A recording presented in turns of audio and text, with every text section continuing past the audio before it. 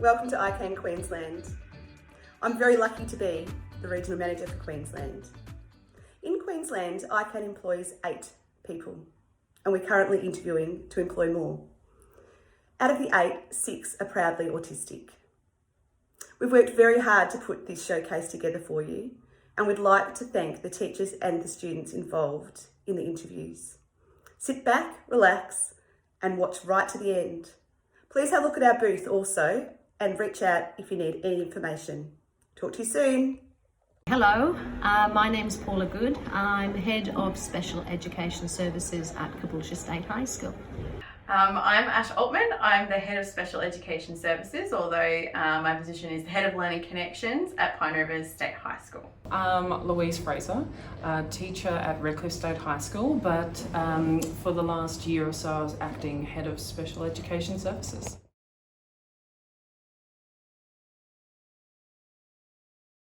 It stems from my schooling. When I was young, I was socially awkward, didn't fit in. And that's where my passion came from. I became a primary school teacher in England, and I also tend to gravitate towards students who really need support and help.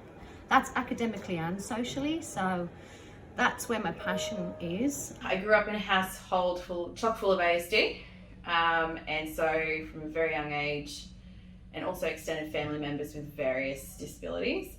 So I grew up in a world where embracing people's differences and was more of a celebration of just them being who they were, minus, we didn't focus on any labels or anything like that. And so when I came into the school system, I found it really intriguing that people were focusing on labels. And so I just focused on kids as being kids, and I think that's where my passion came from in the school space, getting rid of labels and just focusing on kids as who they are and teaching them to be more of that.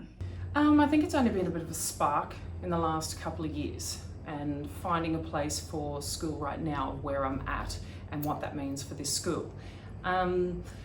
Finding quirks, strengths, weaknesses for kids and really being able to pass that on to staff members and being able to enjoy the outcomes and success of the kids within a full inclusive environment. We're on an inclusion journey, and I use the word journey because we've come such a long way, but we've got so much further to go, and we're always willing to learn. It's been 2018, we became a pilot school. Jill Baldry got in touch with the school and asked us if we would pilot the ICAN program. We had some really good past programs that we thought were okay, and then I heard from another school about ICAN. So when I came into this role, I saw it written down on a piece of paper from when I did the handover of the role. It was written down on a piece of paper, and I thought, what is this ICAN Network? And I didn't know anything about it, and so I did some investigating, and I stumbled across the website, but then that took me to, I think, an ABC, maybe 7:30 report, and it was just, I was in love with the idea, with the concept, because I've been a support worker as well for lots of years before I was a teacher, actually, while I was a teacher as well. And the idea of, a mum and a son creating this network was just like something that I went, oh my gosh. I ended up needing a program that I had in my mind that needed to be encompassing for a couple of the year 7, 8s that I had in mind. I really wanted to draw upon some interest and some of their successes that they already had. So many of the families that I support have been talking about doing something like this, and here was a family that did this, and so I then went, yeah, we need this in our school. This has been something that people have been talking about for so long. So to find that someone had the idea and had a whole network and was building that network, I knew that our school needed to be part of that network. We met with Chris, and we just said yes because he is just amazing. Made it happen pretty quickly. And when I was talking to parents about it, they just were like, yes, we are so in, we want to be involved. And it all happened very quickly, which is very good. A very short, quick email, and it was as simple as that. And I guess that's a sign of, that there was that opening, that people were really wanting something like this to be there for them.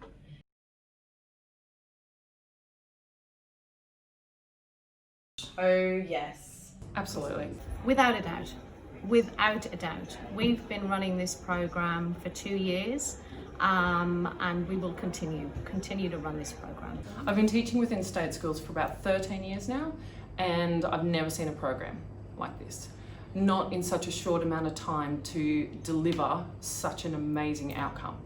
What was achieved in essentially 10 sessions, 10 hours, it's indescribable. In inclusive ed, we have spaces and little gaps in the timetable where we can do this stuff in small groups, one-on-one, but to have the ability to have 15 students in one group, in one room at a specific time, focusing on their strengths and their skill development, and for them as who they are, on a regular basis, that is everything. And that's the thing that they look forward to in their timetable, like every week. I think the group as a whole, it was absolutely chaotic, because we had a mix of, we had a boys group and a mix of the group from across the year 7-8 level who didn't actually know each other very well. So getting them together was quite intense to begin with. The first few weeks was draining, I suppose, for everyone. We'd walk away feeling like, is it going to get any easier with the commitment from them? But I think it was their enthusiasm that just kept driving it. By about week 4, they kind of just clicked into working together really well. By the end, it was respectful. I was proud the whole time to be sitting there watching these boys go from something so small and feeling like they were not needing to be there or wanting to be there, to walking away shoulders up, head up, out the door, and just working together beautifully. If you have kids that are engaging and wanting to come to school, and they know that they're going to end their week with this program, this hour in their timetable, then you're onto a good thing. That yes, we definitely need this in our schools.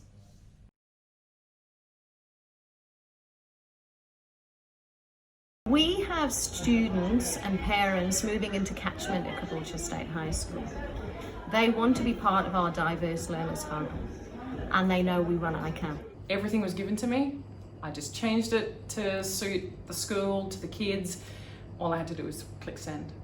It spoke for itself. I think the website speaks for itself. So as soon as I have a conversation about the ICAN Network, I'll be on the phone to them and I will just email them the website straight away. And I will say to them something like, check it out and then give me a call back. And with that phone call after they check out the website is amazing. Oh my gosh, exactly what I went through the first time that I saw it. Where has this been? And they want to sign up. By the time they went and looked at links that were available, and then looked at some past stories, and I asked them just to come along for a bit of a session, just to have a chat. And I spoke to the boys and gave them, I think, a little bit of my imparting excitement. I think was they couldn't say no. And first, at the beginning, the students are resistant sometimes themselves because it's a new concept and they don't, obviously something new, freak out. And then the parents like, yes, this is what I really think my child needs in their life. And so parents are on board usually, and it takes a while for the students to get on board until they meet, the ICAN mentor, James. And then from that point on, kids are, students are usually sold, but getting the parents on board as soon as they go to that website is never, ever too much of a drama after that. They see it on our website. Every time I visit a feeder school, I'll tell them we run the ICAN program and they want to come here. They want to be part of it. So the barriers, there's no barriers. Our parents are passionate. Our parents of students with autism are passionate and they want to help and support. So recently, just before, like when I was having a conversation with them about their child's autistic diagnosis, they were afraid of actually telling their child that they were autistic because they didn't want it. They felt that their child could use it as an excuse. And I just went, okay, freeze, hold on a moment. You need to go and have a look at this website, because nothing that I was saying was going to permeate that space. So I just said, right, okay, go and have a look at this website and then we'll circle back around in half an hour. And then within half an hour, I had an email from her saying, because we couldn't catch up again for various reasons, saw the website, had the conversation, she knows she's autistic, and great conversations followed from there. And her thing was that, she didn't want her to use it as an excuse. And I said to her, no, this is your daughter's superpower. And here are all the people that are going to explain that to you. Head to the website. So you can't get any more clear that ICAN is changing people's perspectives on situations than that turnaround.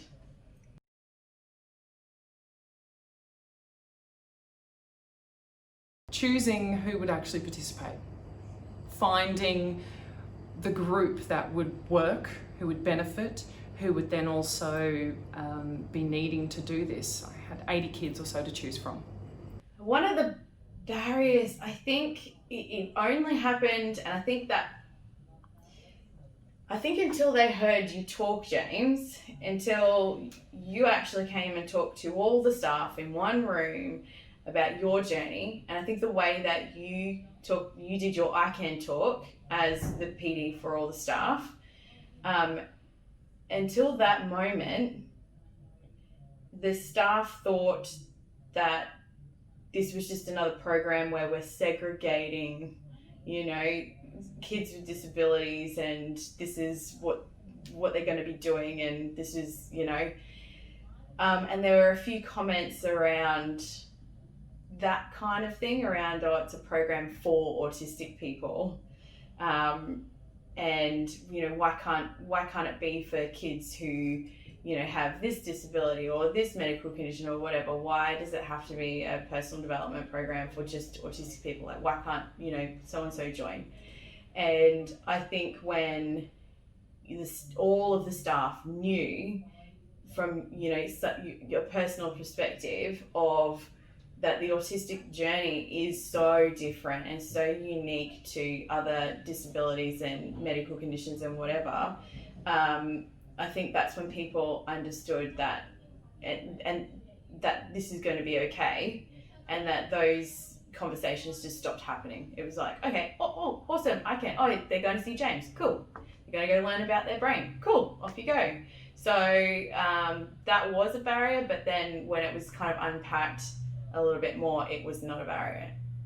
I think the barrier sometimes can be parents' enthusiasm to push their kid into the program, to get them into the program, and kids being defiant, being like, my mum's excited about this, so she's a little bit too excited about this, so that's not for me, even though you'll get them, but that is sometimes a barrier because of the excitement around the program. So but yeah, we have ways around that anyway.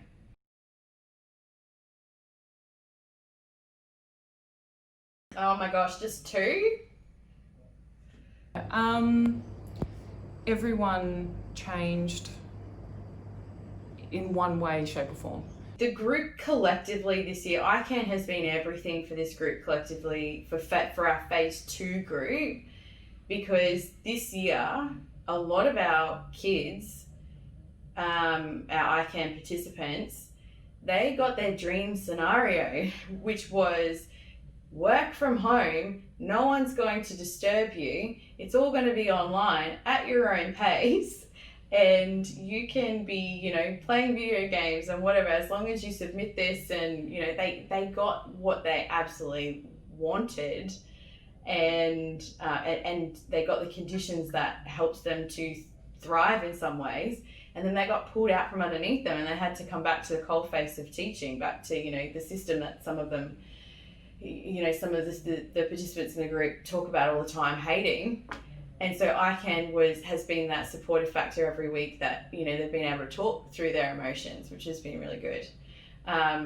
One student in particular, Xander, that was his dream, to be at home, being able to scratch all day long while he was, you know, learning online.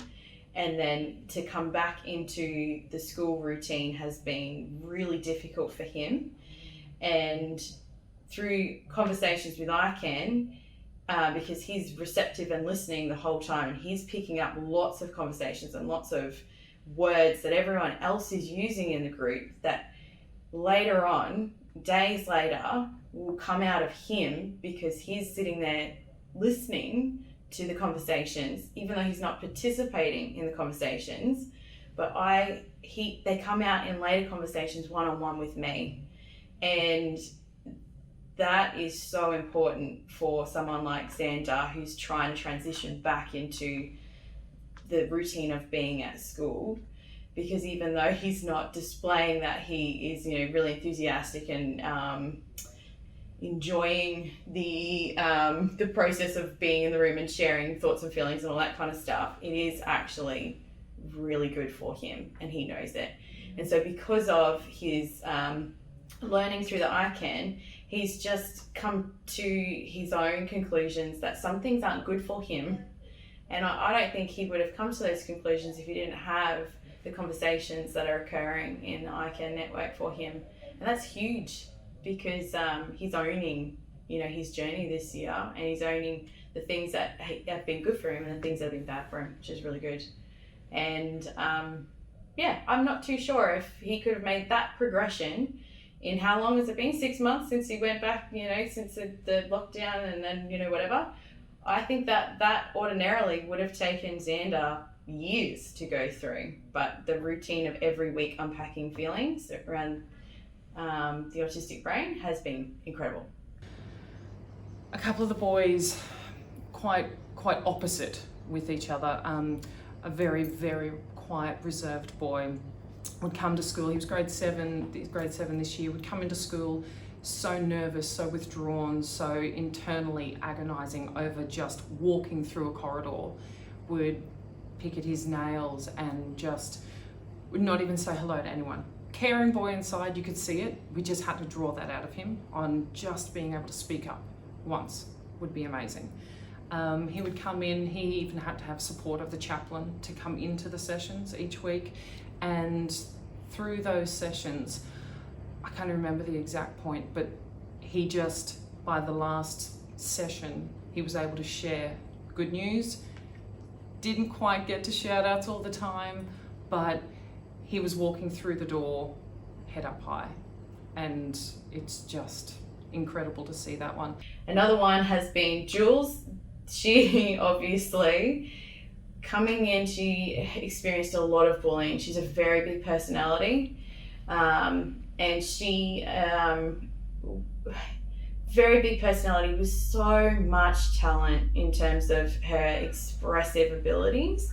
She does a lot of musical theatre, but her confidence in being who she is has been rocked continuously up until the point of finding ICAN. She found in ICAN her little spot where she could be everything that she is and be celebrated and be autistic openly. And I think that for her has been an incredible journey, and she's owning it, and now she openly owns it out there in spaces.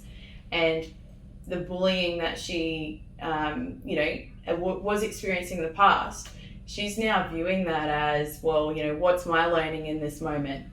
And I think that for Jules it's been a long journey for her to get there, but the ICAN network came along at the precise moment that Jules needed it.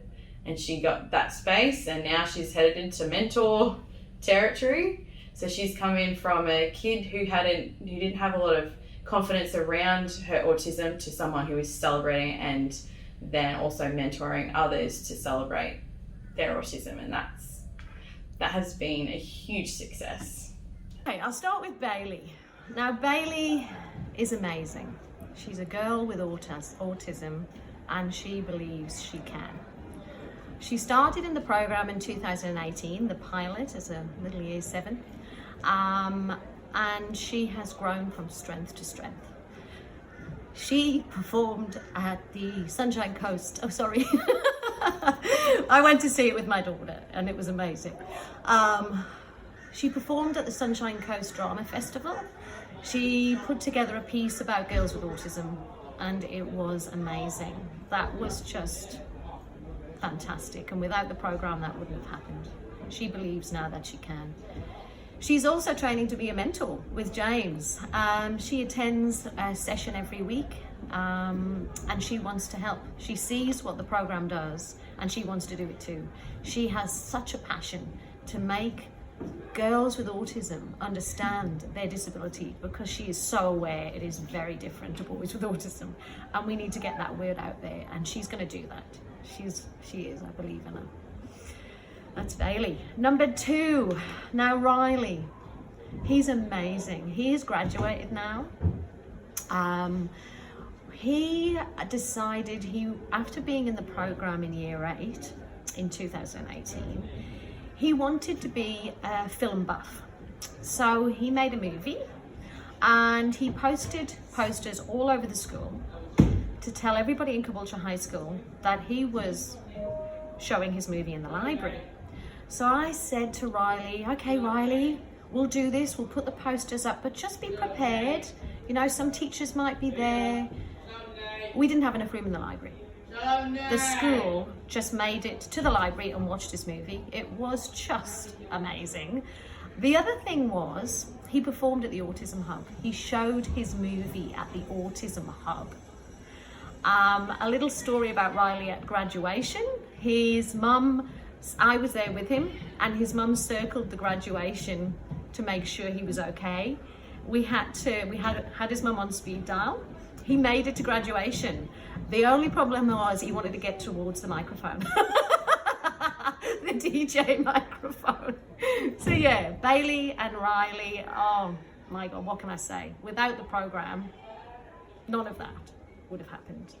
Another one was quite opposite. He very disturbed within himself for the feeling of low self-esteem and low self-worth, and not wanting to be a part of on the earth. He would call himself a worthless human being, which is so sad. So grade 7, and feeling that way, feeling about that for home, school, everything. He never spoke positively. He would almost bring someone to tears by the time he would have a conversation. I had him in class as well, and just the conversation we'd have would break your heart because how low he felt about himself. I think it was halfway through the sessions, and I haven't heard a negative word out of his mouth since, and I still teach him now. He speaks confidently.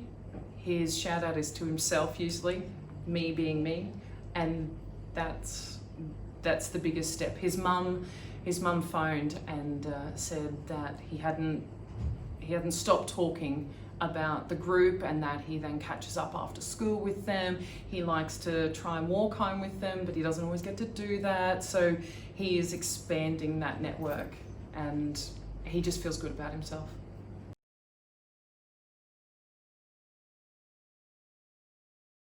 There was an amazing moment when Chris and James did the PD session in the school.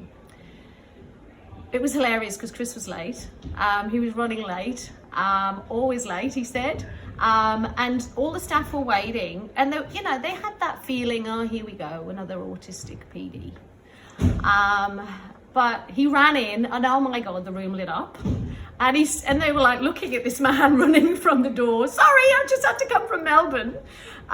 James and Chris led that PD, and it was a light bulb moment for the staff. It was that feeling and that thought, and all the staff were looking at them going, wow, they've got autism?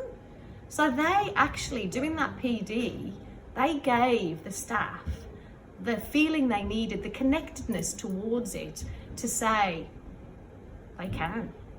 And it was amazing. I just thought, wow, they're getting it. The amount of emails I keep receiving from teachers now, even though the program ended a while ago, is overwhelming. Every day, passing comment, how are your boys? They're known as my boys. And they can still see the increased enthusiasm, attendance, positivity, involvement, confidence. The list absolutely just goes on for how much these boys want to be involved in class now and feel self-worth and acceptance. And that's a really big part in the school community. We have a wonderful school community here as it is. I would say students with disability within our school are accepted, and which is wonderful, but they need self-acceptance. And I think self-acceptance in individual terms is really hard to find. And this just did it in such a short amount of time. The connectedness with Oliver in the group, because Oliver is, and we're trying to find the word, he is not non-verbal, because that does not summarize Oliver at all. He has barriers to expressive communication. He is highly receptive. People haven't known how to communicate with Oliver to an extent where Oliver is receiving a really rich transaction of, reciprocal communication. And in the ICAN group, within that particular group, the connection that Oliver and the group, I think, have found with Oliver's communication, or being able to communicate with Oliver, has been amazing. It's like this secret language that they all share in the group with Oliver around how they communicate with him and how he communicates within the group as well. And then that is it's kind of leaking out there, because everyone is kind of sharing the little ins and outs of how to communicate with Oliver in a way that's enriching for him as well. Because I think up until ICAN, Oliver has, it's just like he's been meeting this barrier, but because there's so many emotions that are being unpacked, there's like this layer of communication that's occurring that has no words assigned to it, that everyone just seems to understand and is connecting to. I don't know if that makes any sense, but you see it in the group with Oliver, and I think that's really important to note, that whatever has been created with that group, you just need to see Oliver interacting with others and in the group to see it, to feel it or something. Yeah. I think attendance for the most part increased purely because they wanted to be there on a Thursday, but I think it increased because they wanted to see each other every other day. So they were finding the positive for coming along, even though school's on the side, but the curriculum I don't really care about right now. It's finding their place. And one of the hardest things right now is finding their place as teenagers. And it's going to be the trickiest part of their lives. And being able to work through some fun games to find that connectedness with someone else was just, they want to continue. They don't want to stop.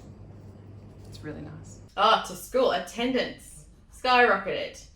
So I'm thinking about one of our students whose attendance was just, pretty abysmal. And his attendance has gone through the roof. And funnily enough, on a Friday, never misses a Friday.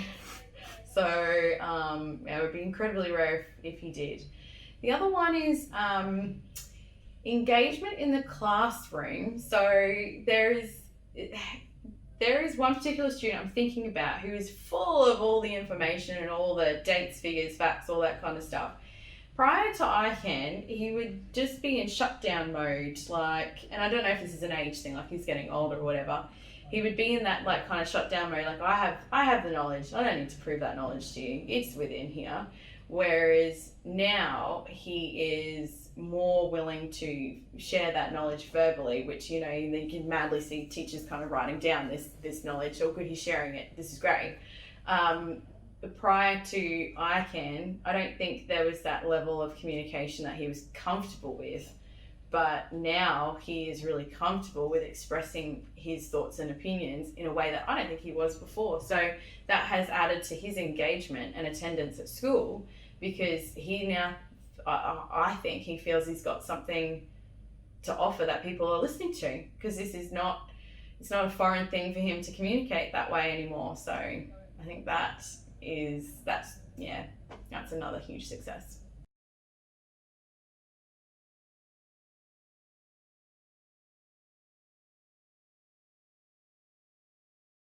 A little worried, to be honest. Yeah. Well, I thought this was going to be something bad at the start, but as the weeks slowly went by, I thought this is fun after all. The first time I heard we were doing ICAN, I was pretty surprised and curious about what it was, and as the weeks went by, as Ryan said, it got more and more fun.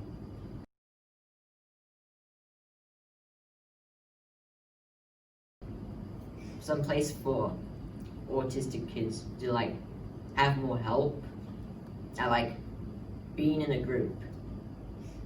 Like this place to watch like videos of different stuff. I thought ICAN was a place where kids who were chosen could come and they'd be able to try out different, I guess, perspectives on different things.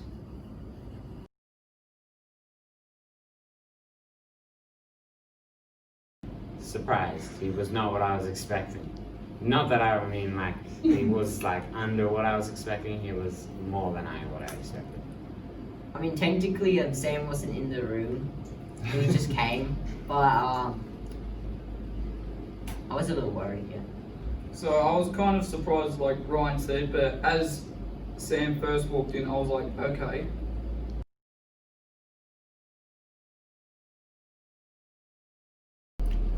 Yeah, it was a new person I hadn't spoken to before,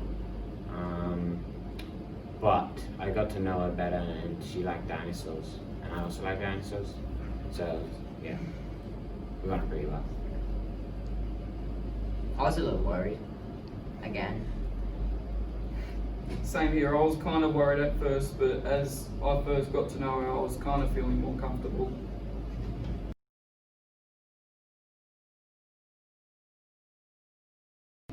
Oh, that's easy, the drawing game.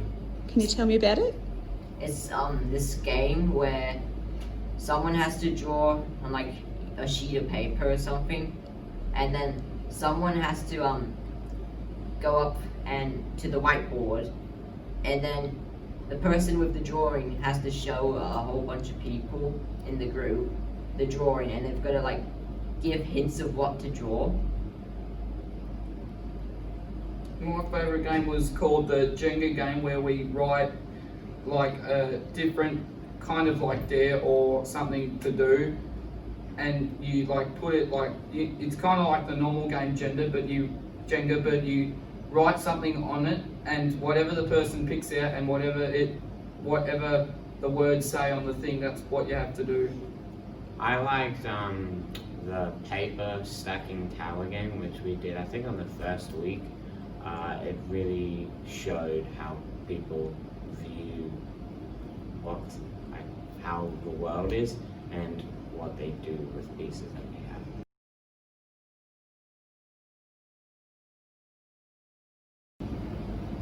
I inspire people, supposedly. My attitude apparently made others want to speak up when they were more shy originally. I felt like way more comfortable to get socialising around with people and not just in my own little shell anymore as the weeks slowly went by. I changed because I helped people out, yeah, and stuff. I made new friends, yeah.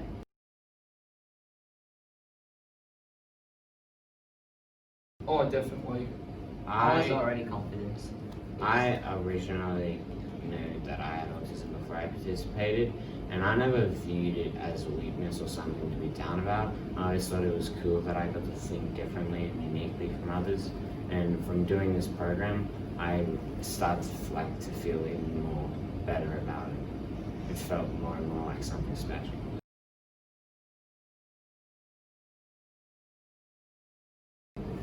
Okay, that's easy. The group, it changed so much with like people helping each other with activities, helping people out when they're down. Yeah. I saw a change in some of the shyer kids' attitudes. They were speaking up more and acting more upbeat than the first week, and that was pretty nice to see.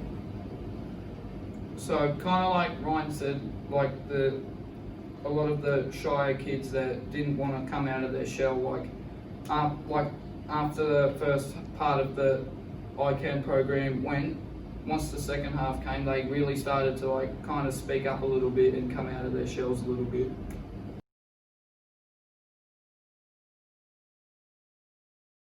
We are very lucky as a school.